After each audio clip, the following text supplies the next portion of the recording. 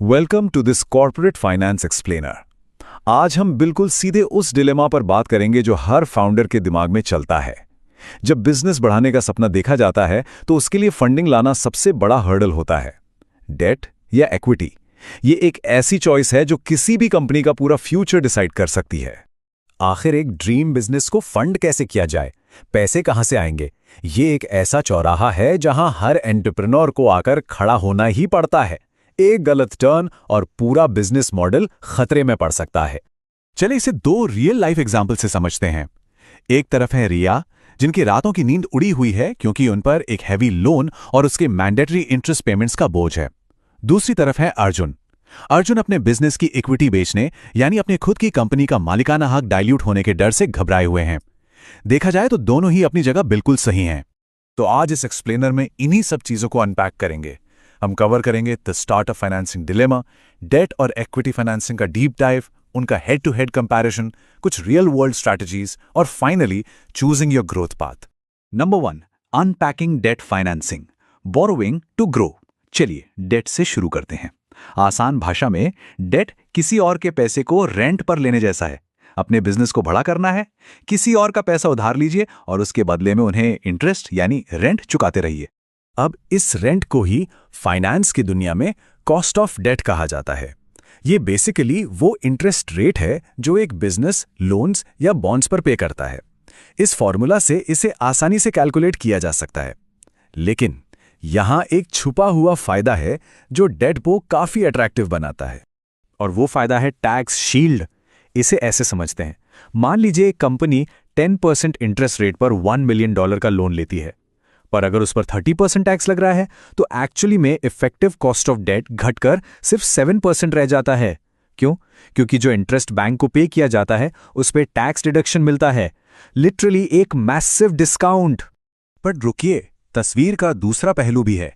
यह tax discount date को सस्ता जरूर बनाता है और ओनरशिप भी पूरी बची रहती है, बट रिस्क बहुत बड़ा है। कंपनी प्रॉफिट कमाए या ना कमाए, बैंक को हर महीने फिक्स्ड पेमेंट चाहिए ही चाहिए।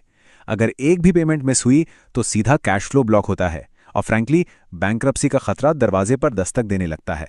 Number 2, understanding equity financing, sharing the pie. अब अगर हर महीने की इस फिक्स्ड टेंशन से बचना है तो दूसरा रास्ता है इक्विटी।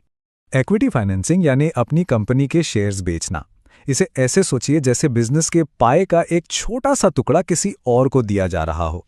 यहां आराम यह है कि हर महीने ईएमआई चुकाने का कोई प्रेशर नहीं है, लेकिन इन्वेस्टर्स अपना पैसा लगा रहे हैं तो जाहिर है वो रिस्क ले रहे हैं, और इस एक्स्ट्रा रिस्क के बदले वो काफी हाई रिटर्न्स एक्सपेक्ट करते हैं। तो अब इस इक्विटी की कॉस्ट क्या होगी? एक्सपर्ट्स इसे निकालने के लिए कैपियम यानी कैपिटल एसेट प्राइसिंग मॉडल का यूज करते हैं। ये थोड़ा टेक्निकल लग सकता है पर लॉजिक सिंपल है। ये मॉडल बताता है कि एक सेफ इन्वेस्टमेंट के मुकाबले किसी नए और रिस्की बिजनेस में पैसा लगाने के लिए इन्वेस्टर्स एग्जैक्टली कितना एक्स्ट्रा प्रॉफिट मांगेंगे। तो बॉटम लाइन ये हुई कि इक्विटी तुरंत कैश फ्लो का बोझ तो हटा देती है और अक्सर एक्सपीरियंस्ड पार्टनर्स भी ले आती है, लेकिन इसकी एक बहुत बड़ी कीमत है। ओनरशिप हमेशा के लिए डाइल्यूट हो जाती है। फ्यूचर में होने वाला सारा मुनाफा उन इन्वेस्टर्स के साथ शेयर करना पड़ता है और कभी-कभी तो कंपनी से कंट्रोल भी छीन सकता है। Number 3, debt versus equity comparison, head to head. अब जब इन दोनों मेथड्स का बेसिक्स क्लियर हो गया है तो चलिए इनको बिल्कुल आमने सामने खड़ा करके देखते हैं। इस टेबल में क्लियर ट्रेड ऑफ्स दिख रहे हैं। एक तरफ डेट है, इसमें ओनरशिप तो बची रहती है और टैक्स बेनिफिट्स भी हैं, लेकिन बैंक्रप्सी का रिस्क बहुत हाई है क्योंकि रीपेमेंट्स मैंडेटरी हैं। वहीं दूसरी तरफ इक्विटी एक शेयर्ड जर्नी है, कोई मैंडेटरी रीपेमेंट नहीं यानी इमीडिएट रिस्क लो है, पर यहां ओनरशिप डाइल्यूट हो जाती है और कोई टैक्स एडवांटेज नहीं मिलता। Number 4, real world financing strategies, Apple versus Airbnb. चलिए थ्योरी से थोड़ा बाहर निकलते हैं, देखते हैं कि दुनिया की सबसे बड़ी कंपनीज ने इन प्रिंसिपल्स को रियल लाइफ में कैसे यूज किया। जैसे एप्पल को ही ले लीजिए। एप्पल के पास मैसिवली स्टेबल कैश फ्लो है, इसलिए उन्होंने मार्केट से बहुत ही लो इंटरेस्ट रेट्स पर बॉन्ड्स यानी डेट इशू किया। उन्हें मालूम था कि वो आसानी से इंटरेस्ट पे कर देंगे, तो अपनी ओनरशिप क्यों शेयर करनी। वहीं दूसरी तरफ जब एयरबीएनबी एक अर्ली स्टेज स्टार्टअप था, उनका रेवेन्यू बिल्कुल अनप्रिडिक्टेबल था, इसलिए उन्होंने वेंचर कैपिटल यानी इक्विटी का रास्ता चुना। उस वॉलेटाइल फेज में मैंडेटरी लोन पेमेंट्स करना उनके लिए कंप्लीटली सुसाइडल हो सकता था। Number 5, choosing your growth path, the decision framework. तो एक नया फाउंडर आखिर ये फैसला करे कैसे कि उसे किस दिशा में जाना है?